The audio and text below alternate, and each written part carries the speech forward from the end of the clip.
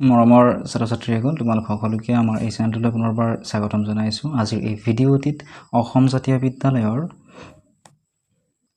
সপ্তম শ্ৰেণীৰ সমাজ বিজ্ঞান কিতাপখনৰ 4 নম্বৰ অধ্যায় মোগলৰ অধীনত ভাৰত আকবৰৰ পৰা ঔৰংগজেবলৈ এই অধ্যায়টিৰ অনুশীলনীত থকা গোটেইখিনি প্ৰশ্নৰ উত্তৰ তোমালোকক কৰি দিবলৈ চেষ্টা কৰিম। ভিডিঅ'টি শেষলৈকে চাই থাকিবা। নম্বৰত দিছিল একোটিকৈ বাক্যত উত্তৰ লিখা। ক নম্বৰ, কোন খ্ৰীষ্টাব্দত আকবৰে দিল্লীৰ সিংহাসনত আৰোহণ কৰে? উত্তৰটো হৈছে 1556 খ্ৰীষ্টাব্দত আকবৰে দিল্লীৰ সিংহাসনত আৰোহণ কৰিছিলে। খ নম্বৰ, আকবৰৰ অভিভাৱকগৰাকীৰ নাম কি? আকবৰৰ অভিভাৱকগৰাকীৰ নাম হৈছে বৈৰাম খাঁ। গ নম্বৰ প্ৰশ্ন, পানিপটৰ দ্বিতীয় যুদ্ধ কিমান খ্ৰীষ্টাব্দত সংঘটিত হৈছিল? উত্তৰটো হৈছে পানিপটৰ দ্বিতীয় যুদ্ধ 1556 খ্ৰীষ্টাব্দত সংঘটিত হৈছিলে। ঘ নম্বৰ প্ৰশ্ন, হিমু কোন? এনেদৰে লিখিবা।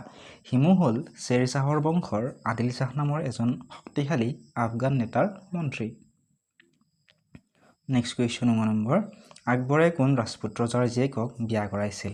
উত্তৰটো হৈছে অম্বৰৰ ৰজা বিহাৰী মল্লৰ জীয়েকক আকবৰে বিয়া কৰাইছিল। 5 নম্বৰ, কোনখন ৰাজপুত ৰাজ্যই আকবৰৰ বশ্যতা স্বীকাৰ কৰা নাছিল? উত্তৰটো হৈছে মেৱাৰ ৰাজপুত ৰাজ্যই আকবৰৰ বশ্যতা স্বীকাৰ কৰা নাছিলে। 2 নম্বৰ, মেৱাৰৰ ৰাজধানীখনৰ নাম কি? মেৱাৰৰ ৰাজধানীখনৰ নাম হৈছে চিতোৰ। নেক্সট কুৱেশ্যন, হলদিঘাটৰ যুদ্ধ কাৰ কাৰ মাজত সংঘটিত হৈছিল? উত্তৰটো হৈছে হলদিঘাটৰ যুদ্ধ আকবৰ আৰু প্ৰতাপ সিংহৰ মাজত সংঘটিত হৈছিল। জ নম্বৰ প্ৰশ্নটো আছিল দিন-ই-ইলাহী কি? উত্তৰটো হৈছে সকলো ধৰ্মৰ সাৰমৰ্ম গোটাই প্ৰচাৰ কৰা এটা নতুন ধৰ্মমত হৈছে দিন-ই-ইলাহী। 9 নম্বৰ, বীৰবল কোন? বীৰবল আকবৰৰ ৰাজসভাত শোভাবৰ্ধন কৰা এজন ব্যক্তি আছিলে। 2 নম্বৰত দিছিল চমুটোকা লিখিবলৈ। ক নম্বৰত দিছিলে আকবৰৰ ধৰ্মীয় নীতি। এনেধৰণে লিখিবা। আকবৰ ধৰ্মৰ ক্ষেত্ৰত বৰ উদাৰ আছিল। তেওঁ বেলেগ বেলেগ ধৰ্মৰ মত সম্বন্ধে জানিবলৈ ধৰ্ম আলোচনা অনুষ্ঠিত কৰিছিল। এই উদ্দেশ্য আগত ৰাখি ফতেহপুৰ চিক্ৰীত ইবাদতখানা নিৰ্মাণ কৰিছিল। ইয়ালৈ বিভিন্ন ধৰ্মৰ ধৰ্মগুৰুক নিয়ন্ত্ৰণ কৰিছিল। আকবৰে সকলো ধৰ্মৰ সাৰমৰ্ম গোটাই দিন-ই-ইলাহী নামে এটা নতুন ধৰ্মমত প্ৰচাৰ কৰিছিল। খ নম্বৰত দিছিল আকবৰৰ ৰাজপুত নীতি। এনেধৰণে লিখিবা।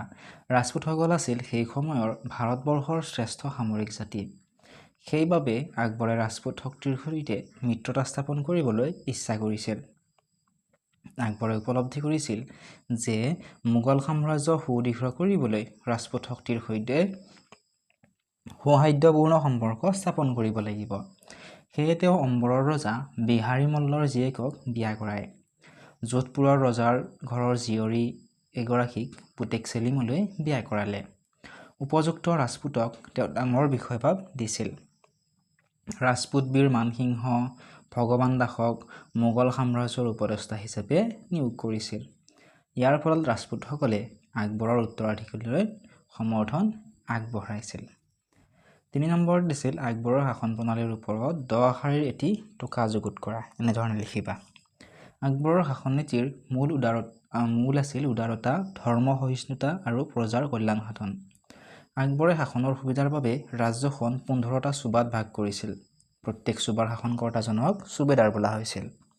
চুবেদাৰৰ তলত এজন দেৱান, এজন ফৌজাদাৰ আৰু এজন প্ৰধান বিচাৰক আছিল।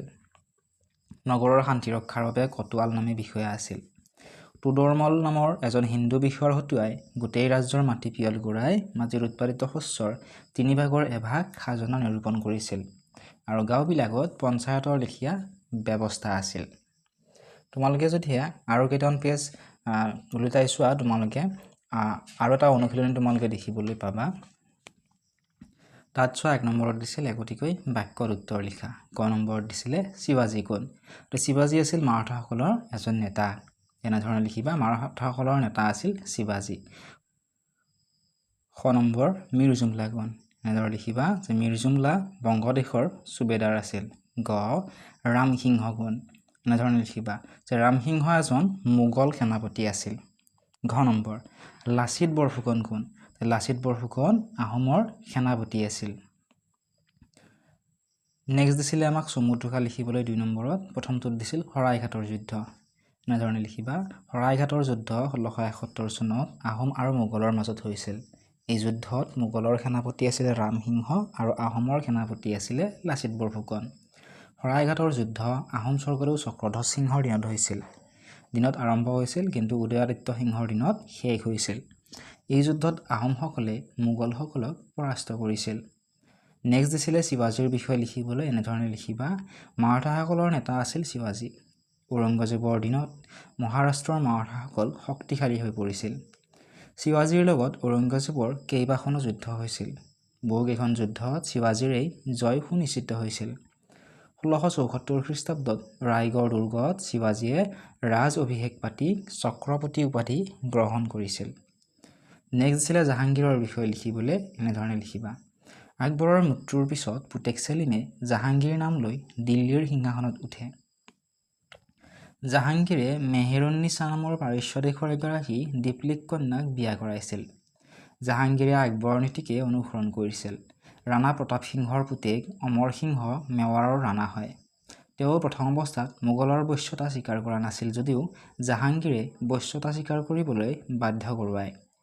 মোগলৰ অধীনস্থ কান্দাহাৰ জাহাংগীৰৰ দিনত পাৰস্যৰ সম্ৰাটৰ হাতলৈ যায়। নেক্সট দিছিলে আমাক শ্বাহজাহানৰ বিষয়ে লিখিবলৈ। এনেধৰণে লিখিবা, জাহাংগীৰৰ মৃত্যুৰ পাছত পুতেক শ্বাহজাহান 1826 খ্ৰীষ্টাব্দত দিল্লীৰ সম্ৰাট হয়। শ্বাহজাহানে দেউতাকৰ দিনত হেৰুওৱা কান্দাহাৰ পাৰস্য সম্ৰাটৰ হাতৰ পৰা পুনৰুদ্ধাৰ কৰে। স্থাপত্য ভাস্কৰ্যৰ ক্ষেত্ৰত শ্বাহজাহানৰ ৰাজত্বকালক ভাৰতৰ ইতিহাসৰ সোণালী যুগ বুলি কোৱা হয়। তেওঁৰ দিনতেই মমতাজৰ স্মৃতিত সজা আগ্ৰাৰ তাজমহল, দিল্লীৰ লালকিল্লা, জামে মছজিদ আদি শিল্প নিদৰ্শনৰ নাম বিশেষভাৱে লেখত ল'বলগীয়া। 3 নম্বৰত দিছিল ঔৰংগজেব মোগল সাম্ৰাজ্য পতনৰ বাবে দায়ী নে? 6 শাৰী উত্তৰ লিখা। ঔৰংগজেব মোগল সাম্ৰাজ্য পতনৰ বাবে দায়ী। কিহৰ কাৰণে? কাৰণ বিশাল সাম্ৰাজ্যৰ অধিকাৰী ঔৰংগজেবে কিন্তু সুশৃংখল শাসনৰ ক্ষেত্ৰত বিশেষ মনোযোগ দিব নোৱাৰিলে বা বিশেষ মনোযোগ দিয়া নাছিল। ৰাজত্বকালৰ বেছিভাগ সময় দাক্ষিণাত্য অভিযানত ব্যস্ত থাকিবলগীয়া হোৱাত আন প্ৰাদেশিক শাসনকৰ্তাসকলে মোগলৰ অধীনতা দলিয়াই পেলাবলৈ ধৰিলে। এই বিদ্ৰোহবোৰ দমন কৰিবলৈ যথেষ্ট অৰ্থৰ প্ৰয়োজন হৈছিল। ফলত তেওঁৰ প্ৰশাসনিক আৰু আৰ্থিক দুৰ্বলতাই মোগল সাম্ৰাজ্যৰ ভাঙোন আনিলে। 4 নম্বৰত দিছিল আৰ্থিক সংকট মোগল সাম্ৰাজ্যৰ পতনৰ এটি অন্যতম কাৰণ। যুক্তিৰে বিচাৰ কৰা। এনেধৰণে লিখিবা, আৰ্থিক সংকট মোগল সাম্ৰাজ্যৰ পতনৰ এটি অন্যতম কাৰণ মোগল সাম্ৰাজ্যৰ শাসনৰ কালৰ শেষৰ ফালে হোৱা বিদ্ৰোহবোৰ দমন কৰিবলৈ যথেষ্ট অৰ্থৰ প্ৰয়োজন হৈছিল। লগতে ঔৰংগজেবে সুশৃংখল শাসনৰ ক্ষেত্ৰত বিশেষ মনোযোগো দিব পৰা নাছিল। আৰ্থিক সংকটৰ ফলত মোগলৰ সামৰিক শক্তি একেবাৰে দুৰ্বল হৈ পৰিছিল। সামৰিক শক্তি দুৰ্বল হোৱাৰ লগে লগে মোগল সাম্ৰাজ্য একেবাৰে জুৰুলা হৈ পৰিছিল। এইখিনি আছিল আজিৰ এই ভিডিঅ'টিত। তোমালোকক যদিহে অধ্যায় নম্বৰ 5ৰ উত্তৰখিনি লাগে কমেণ্ট ছেকশ্যনত জনাবলৈ নাপাহৰিবা, বা যিকোনো প্ৰশ্নৰ উত্তৰ যদিহে তোমালোকে নোৱাৰা বা কোনোবাটো লেচনৰ উত্তৰ লাগে কমেণ্ট ছেকশ্যনত তোমালোকে জনাবা। মই চেষ্টা কৰিম তোমালোকক উত্তৰখিনি কৰি দিম।